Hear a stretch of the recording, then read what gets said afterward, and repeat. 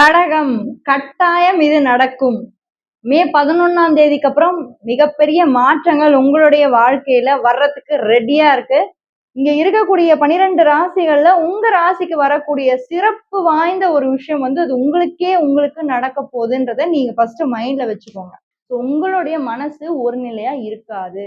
அந்த ஒருநிலைப்படுத்துறதுக்கு நீங்க என்ன பண்ணலாம்னா யோகா பண்றது, மெடிடேஷன் பண்றது.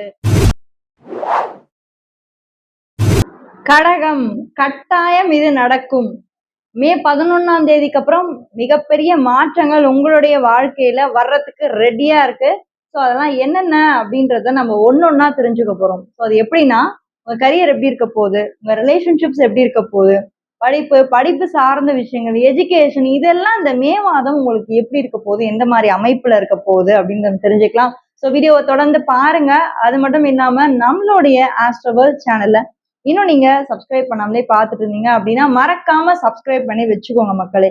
ஏன்னா உங்களுடைய ஒவ்வொரு ஆதரவும் எங்களுக்கு தேவை. ஸோ நீங்க என்ன ராசியில பிறந்தீங்க? ஸோ கடகராசி இருக்கு, ஓகே. அதுல மொத்தம் 3 நட்சத்திரம் இருக்கு இல்லையா?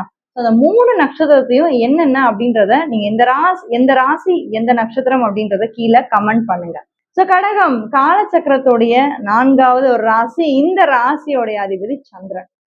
ஸோ சந்திரன் அப்படின்னாலே ரொம்ப எமோஷனல் ஆனவங்க, ரொம்ப ரொம்ப அன்பானவங்க. ஸோ ஃபேமிலியை ரொம்பவே விரும்பக்கூடியது கடகம் தான். ஸோ எப்பயுமே கடகத்துக்கு அந்த கம்ஃபர்டபுளான ஒரு லைஃப் கடவுளோட கிருபையில கொடுத்துட்டே தான் கடவுள் இருக்காரு.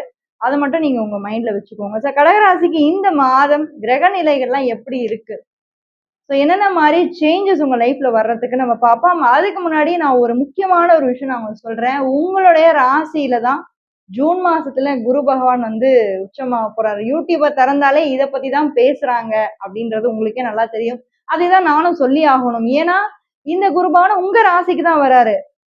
இங்க இருக்கக்கூடிய 12 ராசிகள்ல உங்க ராசிக்கு வரக்கூடிய சிறப்பு வாய்ந்த ஒரு விஷயம் அது உங்களுக்கு நடக்க போகுதுன்றத நீங்க ஃபர்ஸ்ட் மைண்ட்ல வச்சுக்கோங்க. ஸோ கரியர் எப்படி இருக்கு கடக ராசிக்குன்னு பாத்தீங்கன்னா 10ல செவ்வாய். மே 11க்கு அப்புறம் நான் சொன்னேன் இல்லையா, கட்டாயமா நடக்கிறதுக்கான வாய்ப்பு இருக்குன்னு.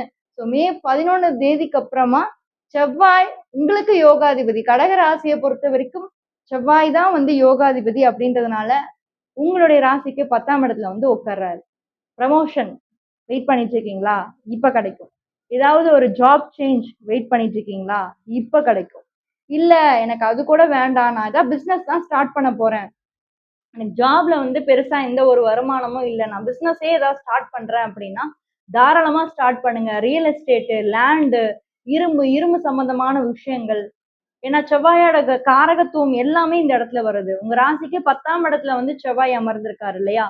ஸோ இன்ஜினியரிங், இப்போ மாணவர்கள் தான் இன்ஜினியரிங் படிக்கணும், இல்லைன்னா அதுக்காக ஏதாவது ஒரு உங்களுடைய எஜுகேஷனுக்கு ஏதாவது ஒரு இம்ப்ரூவ்மெண்ட் வேணும் அப்படின்னா இந்த மாதம் நீங்க முக்கிய முடிவு படிப்பு சார்ந்த விஷயங்களை நீங்க கண்டிப்பா எடுக்கலாம்.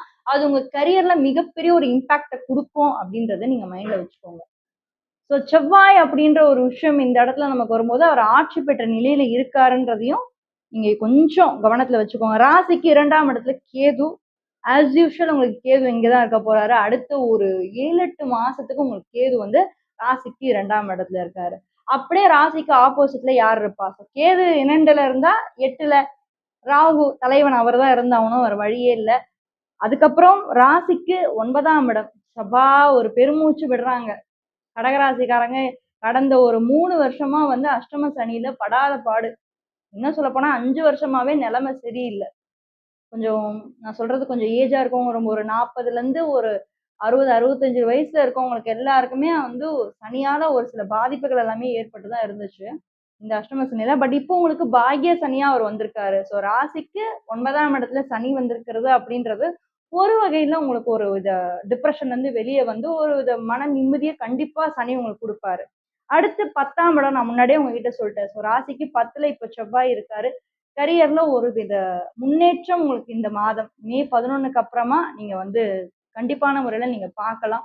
உங்களுடைய சுய ஜாதகத்துல நல்ல இடத்துல ராசிக்கு 10ஆம் வீட்டோட அதிபதி நல்லா இருந்துட்டாரு அப்படின்னா இந்த சேஞ்சஸை நீங்க ஃபீல் பண்ணுவீங்க. ராசிக்கு 11ஆம் இடத்துல புதன் சூரியன், லாபஸ்தானம் சொல்லக்கூடிய 11ஆம் இடம், உங்க ஆசைகள் நிறைவேறக்கூடிய வீடு 11ஆம் இடம், நண்பர்கள் 11ஆம் இடம். ஸோ நண்பர்களால ஒரு சில ஹெல்ப் உங்களுக்கு கிடைக்கும்.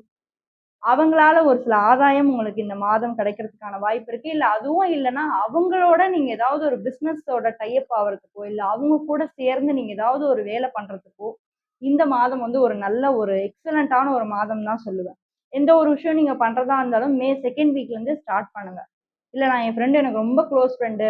அவங்க இந்த விஷயம் வந்து ஸ்டார்ட் பண்ணலான்னு சொல்றாங்க. நம்பி இறங்கலாமா? எனக்கு ஒரே பதட்டமா இருக்கு. எனக்கு ஒரே ஏன்னா கடகம் வந்து எந்த ஒரு விஷயத்துல இறங்கறதுக்கு முன்னாடியும் 1க்கு 100 வாட்டி யோசிப்பாங்க. அவசரப்பட்டு எதுலயுமே இறங்க மாட்டாங்க. அப்படி இருக்கும்போது இந்த ஒரு விஷயம் நீங்க உங்க ஃப்ரெண்ட நம்பி இறங்க போறீங்க அப்படின்னா, கண்டிப்பா யோசிப்பீங்க. பட் இந்த வாட்டி நீங்க பயப்பட வேணாம். 11ஆம் இடத்துல உங்களுக்கு புதனும், சூரியனும் இருக்கிறதுனால நம்பி நீங்க வந்து அவங்கள நம்பி நீங்க பண்ணலாம். ஸோ அக்ரீமெண்ட் எல்லாமே போட்டு நீங்க பக்காவா பண்ணீங்க அப்படின்னா, அதுல ஒரு நல்ல லாபம் நீங்க ஈட்டக்கூடிய ஒரு மாதம் வந்து இந்த மாதம். ராசிக்கு 12ஆம் இடத்துல தான் இப்போ குரு பகவான் இருக்காரு. கூட யார் இருக்காங்க? சுக்கிரனோட அமைப்புல வந்து ராசிக்கு 12ஆம் இடத்துல தான் இந்த இணைவு நடக்குது. அடுத்து வரக்கூடிய மாதங்கள்லாம் எப்படி இருக்கும் அப்படின்னா, ராசிக்கு வரப்போறாரு குரு. அடுத்து ராசிக்கு 2ஆம் இடம். ஸோ வரக்கூடிய எல்லா இடங்களும், பொசிஷன்ஸும் பார்த்தீங்கன்னா, உங்களுக்கு அடுத்தடுத்து வந்து நல்ல ஒரு பிளேஸ்மெண்ட்ல தான் வராரு. ஸோ நீங்க அதெல்லாம் வந்து பயப்பட வேண்டாம். நீங்க வந்து கஷ்டத்தெல்லாம் இப்ப நீங்க வந்து கடந்து வந்துட்டீங்கன்றத மட்டும் மைண்ட்ல வச்சுக்கோங்க. எவ்வளோலாம் வேதனைப்பட்டீங்களோ, கடகம் வந்து இயல்பாவே ரொம்ப சென்சிட்டிவ் ஆனவங்க, ரொம்ப எமோஷனல் ஆனவங்க. அடுத்தவங்களுக்காக சாக்ரிஃபைஸ் பண்ணி தான் அவங்க எப்பயுமே இருப்பாங்க. ஏன்னா இது வந்து நீர் ராசி இல்ல. நீர் ராசியான கடகம், விருச்சகம், மீனம் 3மே வந்து நீர் ராசி தான். ஸோ நீர் ராசியில இருக்கவங்க எப்பயுமே சென்சிட்டிவ். ஸோ நீங்க அந்த அளவுக்கு நீங்க சாக்ரிஃபைஸ் பண்ணியிருக்கீங்க இல்லையா? ஸோ இந்த பாக்கிய சனியில சனி கண்டிப்பான முறையில நீங்க பண்ண சாக்ரிஃபைஸ் எதுவா ஆயினும் திரும்பியும் உங்களுக்கு அத குடுப்பாரு. அதனால மனச மட்டும் தளர விட்டுறாதீங்க. எப்பயுமே மனச தளர விட்டுறாதீங்க. உங்களுடைய அந்த ஒரு இன்ட்யூஷன், உங்களுடைய அந்த சென்சிட்டிவிட்டி தான் உங்கள எப்பயுமே வந்து மேல தூக்கி வைக்கும். ஸோ அத மட்டும் நீங்க விட்டுறாதீங்க. ரிலேஷன்ஷிப்ஸ்லாம் எப்படி இருக்க போகுது? மேரேஜ்க்கான பாசிபிலிட்டீஸ் இருக்கா? பண்ணலாமா? இந்த மாதம் நல்லா இருக்கா? எஸ் நல்லா தான் இருக்கு. ஒண்ணும் பிரச்சனை இல்ல. ராசிக்கு 12ஆம் இடத்துல குரு இருக்காருல்ல. ஒண்ணும் பிரச்சனை இல்ல. அடுத்தடுத்த நகர்வுகள்ல அவர் ராசிக்கு வரப்போறாரு. அந்த மாரி ஒரு அமைப்பு இருக்கு. ராசிக்கு 7ஆம் வீட்டோட அதிபதி தான் ரொம்ப முக்கியம். நமக்கு ரிலேஷன்ஷிப்பா இருந்தாலும், மேரேஜா இருந்தாலும், அது பிசினஸா இருந்தாலும், பார்ட்னர்ஷிப்பா இருந்தாலும், எதுவாயினும் ராசிக்கு 7ஆம் வீட்டோட அதிபதி தான் சனி. இப்ப அந்த சனி 9ஆம் வீட்ல இருக்காரு. இல்லையா? ஸோ இந்த சனிய குருவோட 9ஆம் பார்வையின் மூலியமா வரக்கூடிய மாதங்கள வந்து பார்க்கறதுனால, தைரியமா இறங்கி நீங்க பிசினஸ் பண்ணலாம். பயமே வேணாம். அதே மாரி தைரியமா நீங்க மேரேஜ்க்கான பாசிபிலிட்டி இந்த மாதத்துல இருந்தே நீங்க வந்து ஸ்டார்ட் பண்ணலாம். 2மே 7ஆம் வீட்ட தான் குறிக்குது. ஒண்ணு பார்ட்னர்ஷிப், இன்னொன்னு ரிலேஷன்ஷிப். இந்த 2மே உங்களுக்கு இப்போ பக்காவா இருக்கு. சரி நீங்க கேட்கலாம், இந்த மாதம் மட்டும் தான் அப்படி இருக்காங்க அப்படின்னா, இல்ல. அடுத்து வரக்கூடிய 7, 8 மாதமும் உங்களுக்கு அதுக்கான பாசிபிலிட்டீஸ் வந்து நல்லாவே இருக்கு. பட் ஸ்லோவா பண்ணுங்க. அவசரப்படாதீங்க. படிப்பு, படிப்பு சார்ந்த விஷயங்கள், எஜுகேஷன்லாம் எப்படி இருக்க போகுது? இந்த மாதம். எங்களுக்கு எப்படிதாங்க இருக்க போகுது? ஒரே மந்தமா போயிட்டு இருக்கோங்க. எதுவுமே ஒரு இம்ப்ரூவ்மெண்ட்டே இல்லங்க. அப்படியே ஸ்லோவா போயிட்டு இருக்கு அப்படின்னா, ஸோ ஃபர்ஸ்ட் பாயிண்ட் என்னன்னா, நம்பளுக்கு வந்து சந்திரன் தான் மைண்ட். இப்ப ராசியோட அதிபதி யாரு? சந்திரன். அவர் என்ன பண்றாரு? ஒரு ராசியில 2 1/2 டேஸ் இருக்காரு. அடுத்த ராசிக்கு ஒரு 2 1/2 நாள் இருக்காரு. இப்படி மாறி போறதுனால, ரொம்ப வேகமா போறதுனால, மனசு ஒரு நிலையா இருக்காது. ஸோ உங்களுடைய மனசு ஒரு நிலையா இருக்காது. அந்த ஒருநிலைப்படுத்துறதுக்கு நீங்க என்ன பண்ணலாம்னா, யோகா பண்றது, மெடிடேஷன் பண்றது, இது எல்லாத்தையும் பண்ணும்போது நீங்க வந்து ஒரு நிலை ஆவீங்க. தெளிவா யோசிக்கக்கூடிய ஒரு நிலை வந்து உங்களுக்கு ஏற்படும். படிப்புலயும் ஒரு சில கவன சிதறல் குறையும். கான்சன்ட்ரேஷன் உங்களுக்கு அதிகமாவே இருக்கும். சரிங்களா?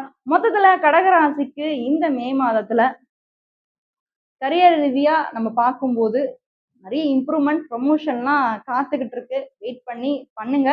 அண்ட் மேரேஜ்க்கான பாசிபிலிட்டீஸும் உங்களுக்கு தொடர்ந்து வரதான் போகுது. எந்த ஒரு பிரச்சனையுமே இல்ல. மொத்தத்துல சூப்பர் தான் கடகராசிக்கு. மிதுன ராசிய பத்தி தெரிஞ்சுக்கணும்னா இந்த வீடியோல ஃபர்ஸ்ட் கமெண்ட்ல ஃபர்ஸ்ட் லிங்க்ல குடுத்துருக்கேன். மறக்காம அதையும் போய் செக் பண்ணுங்க. யாராவது ஒரு ஃப்ரெண்டுக்கு இந்த வீடியோவ ஷேர் பண்ணி ஹெல்ப் பண்ணணும்னு நினைச்சீங்கன்னா, மறக்காம ஷேர் பண்ணி ஹெல்ப் பண்ணுங்க. இன்னும் நம்மளுடைய சேனல நீங்க சப்ஸ்கிரைப் பண்ணாமலே பார்த்துட்டு இருந்தீங்க அப்படின்னா, சேனல கீழ சப்ஸ்கிரைப் பண்ணி தொடர்ந்து வீடியோஸ பாருங்க. Thank you.